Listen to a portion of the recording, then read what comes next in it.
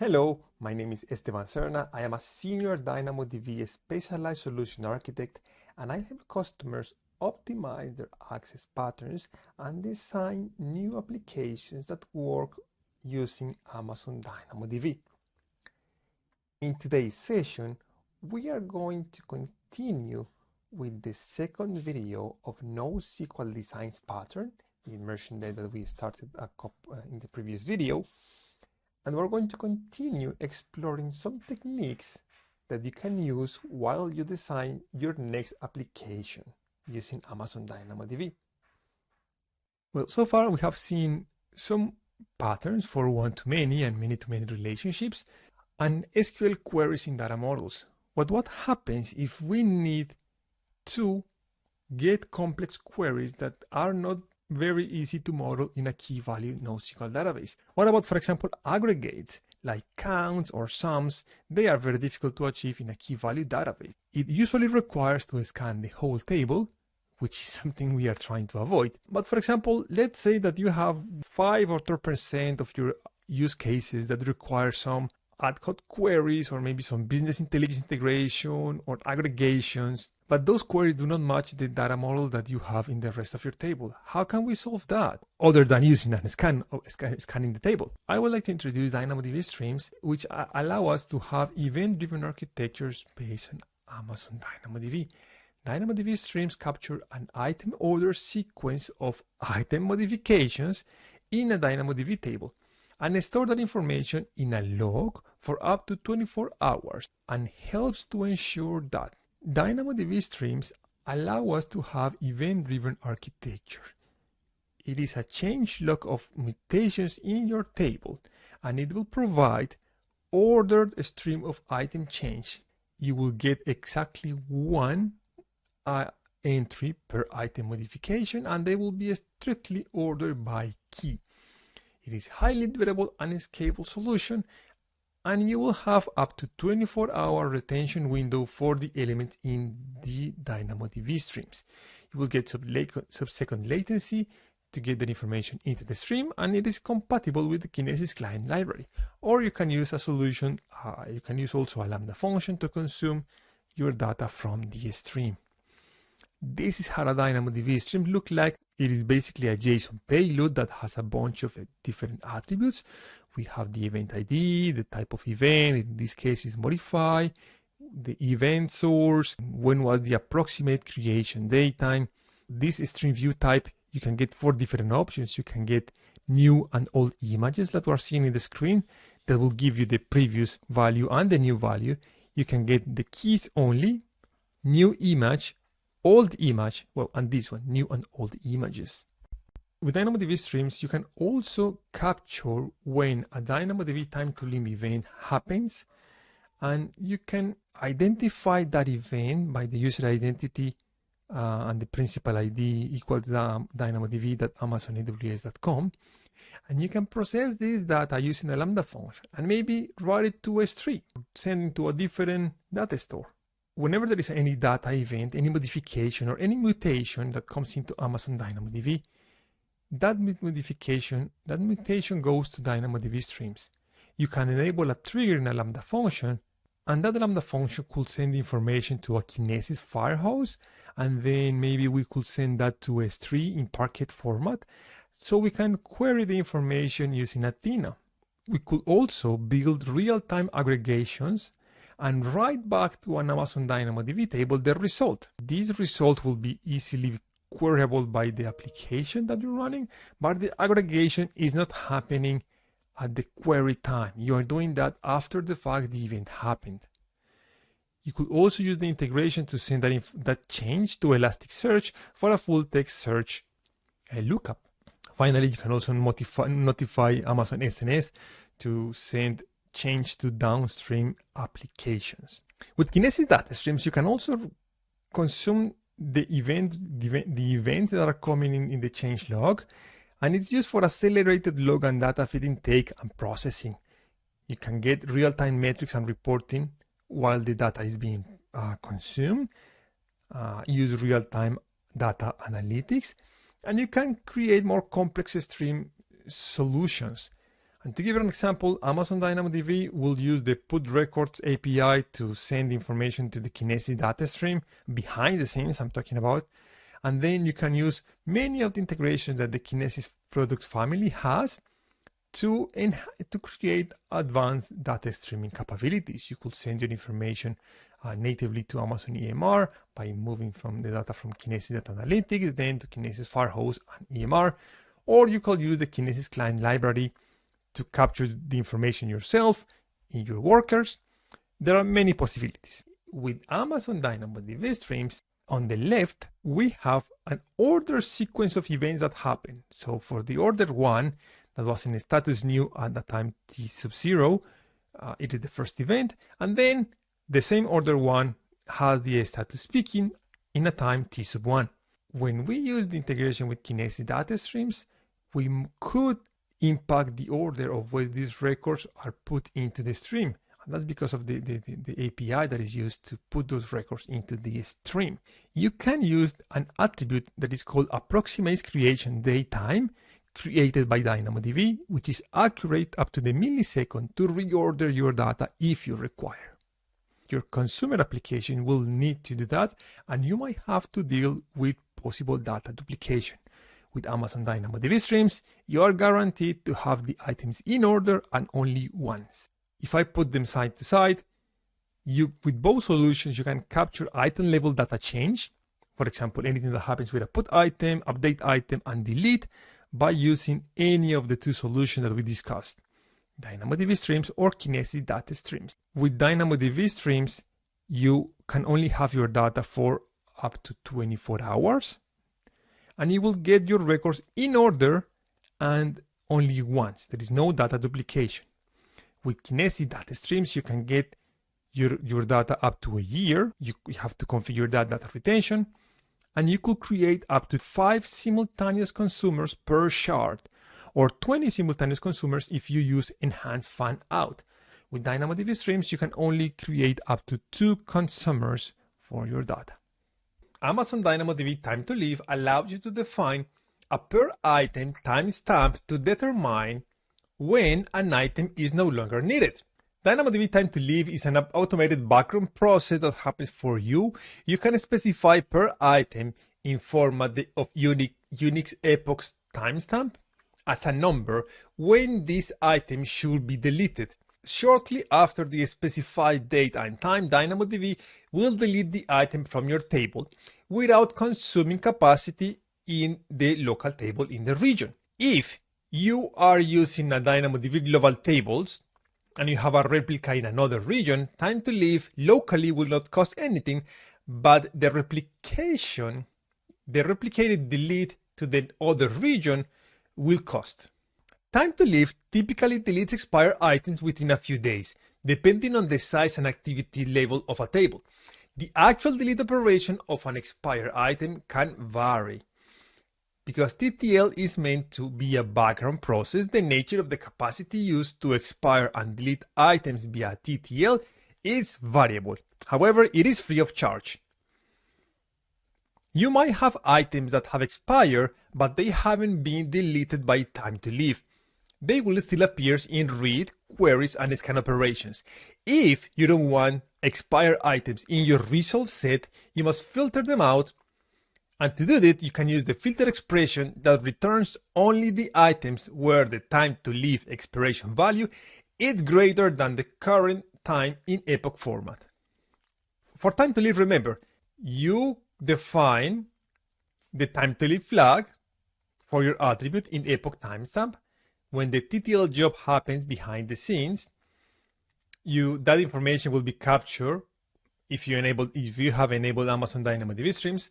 Remember, the principal will be DynamoDB, and then you can capture that information and send it, for example, to S3 for long-term archival, or to Amazon Kinesis for the enhanced streaming capabilities, or maybe send that information to Elasticsearch or OpenSearch cluster to execute full-text search queries.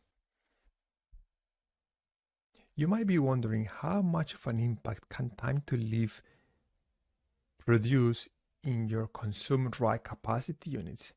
And in this example, customer was manually deleting expired items by using the delete operation. Delete operation also consumes write capacity units, and by leveraging time to leave, customer reduced costs and consumed write capacity units by about 30%. All of this deletion happened on the base table. This is a section that tells us how to work with large items, how to query nested JSONs, and how to build future resilient data models. As with the other sections, we're going to start this with an example. It is a report processing scenario, and we have a lot of users that every morning they're going to connect into their system. The users would load all the reports that are in pending. They have in an average 50 reports per day that they have to complete. And then when they have this list, the user will open the individual report to start working on them. If we analyze the data model, we're seeing that the partition key is the user ID. The sort key is a composite sort key where they have the combination of a status, hash, date, for the data they're working with, and then they have the document data. They can use the condition begins with, as we are seeing here at the bottom of the screen, where they can get all the pending reports. Do you think that this is a good data model? And the answer, it depends on the number of items and the size of the items. If you see, it is true that we are using the begins with condition pending to get the reports pending for the specific day. That will give us only a small number of elements per day. However, we don't have a small element. We have a 256 kilobyte report. And when they connect in the morning, they get 50 items. That's 50 times 256 kilobytes. If we analyze how much read capacity unit they are consuming in those queries, just to get the list of reports, they have 50 items that need to be evaluated by the query, 256 kilobytes, the average item size. We divide by 4 kilobytes to calculate the read capacity unit. And then we're saying it is okay to have eventual consistency. So we multiply by half. In total, that will give us 1,600 read capacity units just to obtain the list of the reports. How can we do this better? Let's try something different. Let's try to store the information based on the report ID, and the report ID can be an UUID or a very high cardinal element. And let's move owner ID as an element, as an attribute of the table. This table will only have a partition key only, given by the report ID. We are going to still have the document data, and it's the big JSON that contains the report, 256 kilobytes of size. But we're going to add two interesting elements, the summary, and in the summary we're going to add an interesting description of the report, something that is enough to capture in the dashboard, and then the column status hash date. You might be thinking, why are we doing that? Because now we can create a global secondary index based on owner ID as the partition key, and we use the sort key for the global secondary index will be a status hash date, so we can repeat the same access pattern that we have initially. This time, however, we are not projecting the document data. We are only projecting the report ID, which is the partition key of the base table, and the summary. With this approach, we will be able to query 50 items consuming only about one read capacity unit.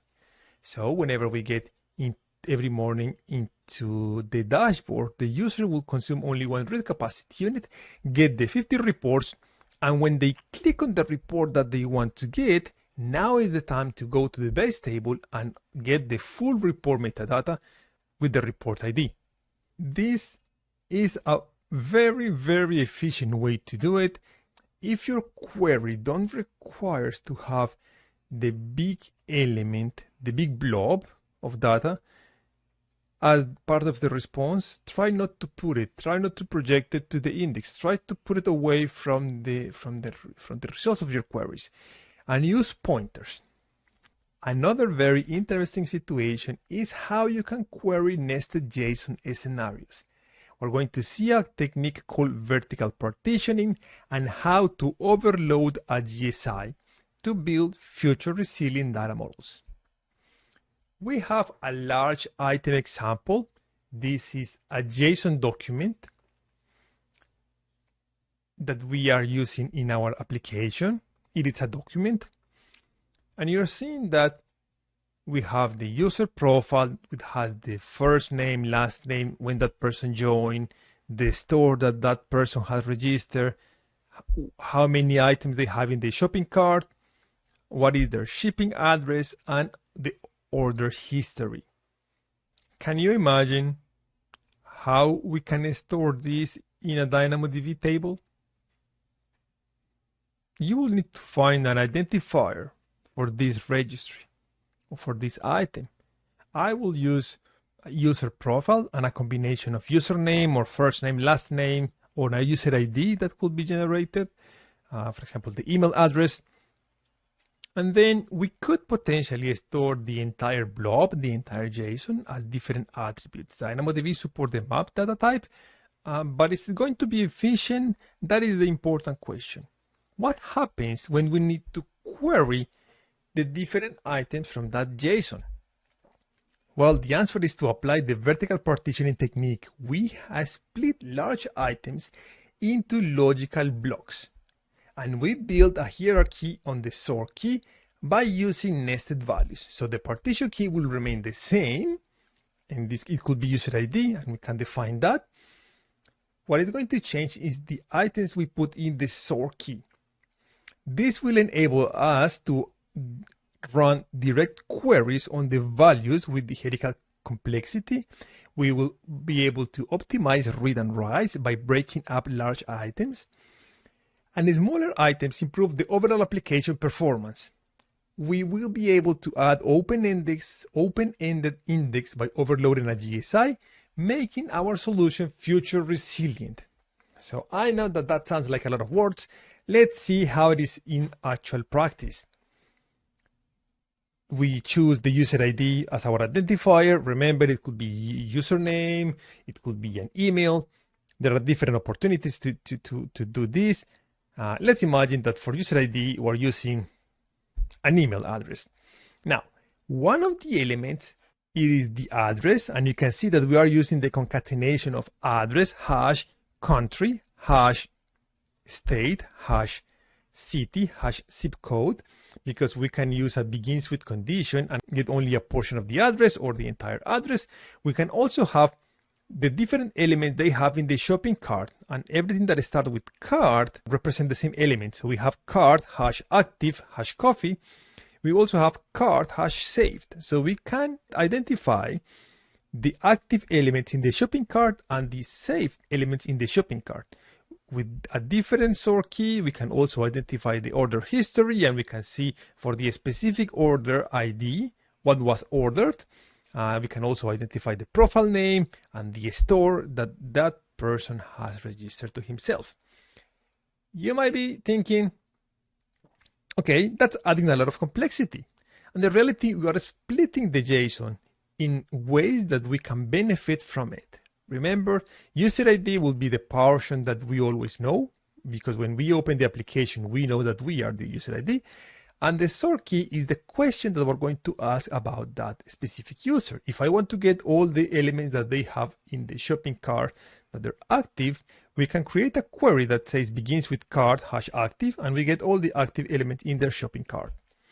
Now, the most interesting part, we can create an overloaded GSI where the sort key of our base table becomes the partition key of the GSI, and we just have a different attribute called GSI sort key that, depending on the entity, will be different. What this opens, it is the opportunity to ask open-ended questions. For example, give me all the users that have in their shopping cart coffee, and then I will get a result of those. And I can get a result of give me all the users that had coffee in the shopping cart yesterday. Or give me all the users that live in this zip code. Or all the users that have a store in this, that have their store assigned as this store ID. Or I can specifically ask questions about the specific order history ID. This, initially, what seems to be very a modification of my initial document, what it's doing is making sure that we can ask questions about our data. So instead of just focusing on the user, now we can ask questions about our entire user set and what they have and the different characteristics that they have. If at some point you still require to get all the information from the user, you run a query operation where the partition key is user ID, and you can reconstruct your original document. You are seeing that each one of the hashes represents one indentation level in the JSON. There's a different approach to query nested JSONs, and that is to write the value that you want to query as a top level entity. So then you can use it as a GSI. This will give you direct access to the value that you want, and you can create efficient reads using only the projected attribute instead of having to project the entire document. This will be what it looks like. You still have to identify a user ID. In this case, we're going to assume email address again, and you define the entities that you want to create on. You can see that at the end we still have the full document, but we have different entities projected as top level attributes. For example, store ID, shipping zip, active product B, etc., etc. And you can create different GSIs based on the queries that you want to execute. This is a different approach. However, I prefer to reuse an index. I prefer to reuse a GSI and use data denormalization techniques, because with these, writing top level attributes for indexing, I've seen a lot of customers going into the trap of having to create many indexes to query many different entities. On the other side, with data denormalization, you create one index and you reuse it. As a takeaways for the large items, use vertical partition to reduce item size. Overload a GSI for future resilient data model using vertical partition techniques, or project the top level attributes for sparse queries. Do not project everything, only project what you require. What about those relational data modelings? And let's bring everything that we have learned together. OLTP applications are mostly hierarchical structures. They are entity-driven workflows, and they have data spread across different tables, especially if we're talking about a system that was in relational databases. They require complex queries because you need to do the application level join, or you used to use a query engine to get that join, and they are the primary driver for ACID transactions. DynamoDB supports the transactions API.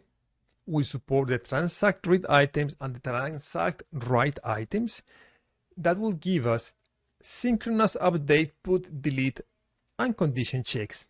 They are atomic, and they support up to 100 items within a transaction. We also say that it is 100 steps within a transaction. We also support multiple tables and complex conditional checks. It is an all or nothing operation. We don't have the concept of rolling back because the application will not see either a partial success or a partial failure on the transaction. It is either the transaction is accepted and completed, or it will be rejected. If the transaction fails due to a condition check failure, there is an option called return values on condition check failure that you can specify, and then you can identify which operation failed and rebuild the operation one more time. There is an idempotency token for transactions operation that ensures that the operations will be treated idempotent for 15 minutes. With the transaction APIs, we have basically the good cases and the bad use cases. What is a good use case? A good use case is to commit changes across different items because you want to maintain a denormalized dataset, or because you want to execute conditional batch insert and updates from your different items. What is a bad use case? To maintain a normalized dataset that is living in a NoSQL database. Maintaining a normalized table structure in DynamoDB tables, it's considered an anti-pattern. So do not use transactions because you are trying to migrate as is your use case that is working in relational databases. Use data denormalization techniques to achieve this approach. And let's see an example. There is a table that tracks gamer's profile. It is nicely vertically partitioned and organized by gamer ID. Each one of the entities that we are seeing in the screen store different portions of the data that the application requires. So in this example, when health, it is a gaming scenario, and the player needs a potion. When health is purchased, there are 3 simultaneous requirements that needs to happen. To get the potion, you need to spend 400 coins. Then you need to set the health to 100% and decrement the cost of the coins by 400 coins. All of those 3 conditions need to happen at the same time. You know, this could be more complex. You can add up to 100 different steps, but you get the idea. All of these operations will either succeed or fail by using the DynamoDB Transactions API. To complete what I started saying earlier, the hierarchical data example and how to use a composite key modeling, we started to see it in the past by using the concatenation of the items using the hashtag symbol. With hierarchical data structures, use the composite sort key to define the hierarchy. Highly selective queries are created with sort key conditions.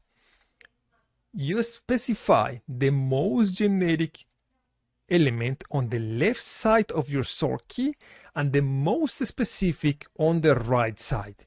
Remember that the sort key condition only supports begins with expression, but and also greater than, lower than.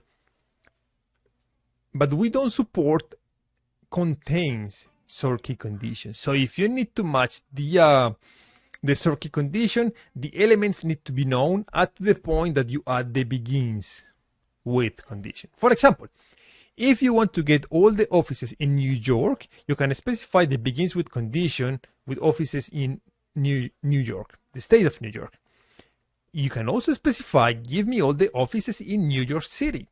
But to get the office in New York City, you need to specify the New York state.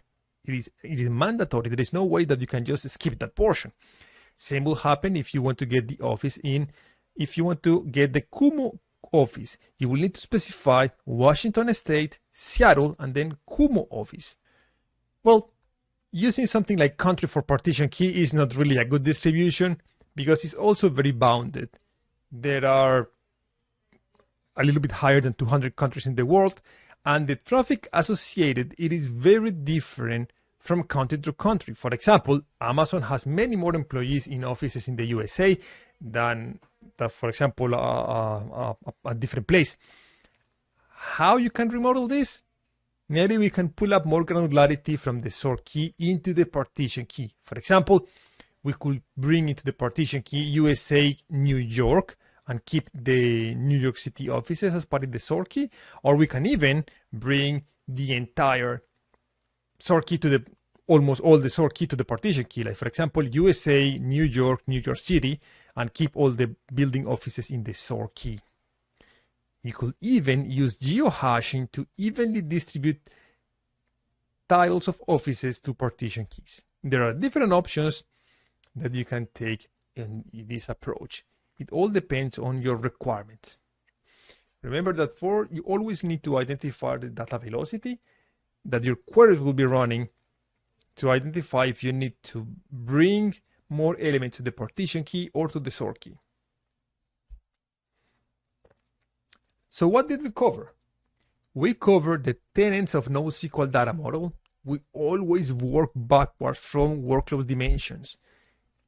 For a lot of people, this is very painful, but that's true. It's the reality. If we don't identify the workload dimensions, we won't be able to define the best solution, the best schema design for it. In terms of design patterns, use key conditions and then complement with filter expressions. Key conditions are going to give you just the required amount of data or a very filtered result set without overpaying for data that you don't need to read. And then you can filter using filter expressions. We discussed the artificial sharding and how to segment the key space. We also identify how to work with vertical partitions and GSI overloading, distributed concurrency and transactions. We saw how we can also work with that and how DynamoDB supports transactions up to 100 steps. There are all or nothing operation. They either succeed or they don't succeed. We also saw how we can run aggregate queries and analytics by using DynamoDB Streams and other solutions in the AWS ecosystems, how to model complex relationships and identify the relationships. It is one-to-one, one-to-many, many-to-many, and how DynamoDB sits in the middle of the AWS ecosystem. I'm not sure if I already mentioned this in the presentation, but if you need to remember anything that we saw today on these videos, whenever you need to model a one-to-one relationship, you can use a table with a partition key only. One-to-one relationships are what we call key value lookups. Whenever you need to model a one-to-many relationships is when you need to use a partition key, a common partition key, and different elements in the sort key. Take advantage of this capacity of the sort key to model your one-to-many relationships. Whenever you need to model many-to-many relationships in a DynamoDB table is where you can use a global secondary index. Global secondary indexes are made to serve different access patterns than the one that you have in the base table, because you need to use a different partition key than the one that you have in the base table. Global secondary indexes are not created for performance because you still get single-digit millisecond latency from those responses. I wanted to complete this video by covering some of the free tools that we have out there to help you build your NoSQL data models. We have NoSQL Workbench for Amazon DynamoDB. It is a GUI that will allow you to define your application, create your tables, define your attributes, and visualize their data models as long as you are defining them. It has three sections. One is the data modeler, where you can import existing models so you can learn how to work with the tool, or you can create your own data model for the application that you are building. We have the visualizer, where as long as you define your data model first, you can see how the data will look like and how the different indexes will provide the data according to your access patterns. Recently, they launched a capability where they can generate testing data from NoSQL Workbench. Definitely try it out. And there is another section called Operation Builder, where you can connect to either DynamoDB local or your AWS console and push the data to a real DynamoDB table and generate and run some queries. NoSQL Workbench also generate sample code ready to use in multiple languages. You can always work with the design challenges on amazon-dynamodb-labs.com, and they are a collection of different design challenges and scenarios that will help you to understand the decisions you need to make when you build different data models. We have the rental car scenario, We have some reference information. You will get all the access patterns and a brief background on what's happening. You will get the reference and maybe some ideas how to tackle this challenge. And you also have the bank payment scenario.